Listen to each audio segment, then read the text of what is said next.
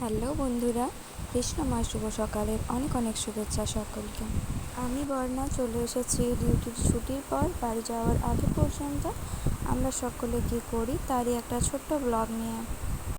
এই যে এনারা সকাল সকাল ব্রাশ ট্রাশ করে চুল টুল বেঁধে ড্রেস চেঞ্জ করে পুরো রেডি, শুধুমাত্র ঘড়িতে 8টা বাজার অপেক্ষা। তারপর আমি চলে গেলাম ডেস্কের দিকে সকাল সকাল ক্যান্টিনে দাদা চা দিয়ে গেছে কিনা তার খোঁজ নেওয়ার জন্য। যেয়ে দেখলাম হ্যাঁ, দাদা চা দিয়ে চলে গেছে অলরেডি। পায়েল দিয়ে আমার চাটা নিয়ে নিয়েছিল, যেহেতু আমি চা খাই না। আমরাও বেরিয়ে পড়েছি আর ঘড়িতেও 8টা বেজে গেছে। বেরিয়ে পড়েছি আউট টাইমে সিগনেচার করার জন্য। আর এই যে টাইমটা দেখে নাও, 8টা বেজে 5 মিনিট হয়ে গেছে। অনেক খোঁজাখুঁজির পর খাতাটা পাওয়া গেল। এই যে সিগনেচার করা শুরু হলো। সোনালিকে বলে দিলাম আমার সিগনেচারটা করে দেওয়ার জন্য।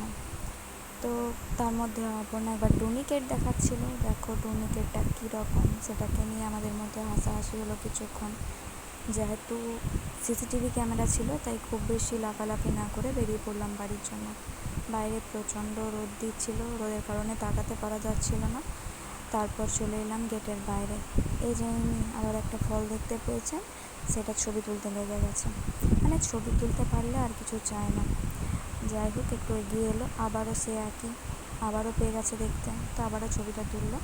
এই যে সেই জায়গা যেখান থেকে আমরা সবাই আলাদা আলাদা হয়ে যাই, মানে আমি এক সাইডে চলে যাই, ওরা এক সাইডে চলে যায়। তো টোটোতে বসেও একবার বাই করলো। তারপর রোডটা ক্রস করে আমি হেঁটে চললাম আমার পথে। তো আজকের মতো এখানে দেখা হচ্ছে পরের ব্লগে।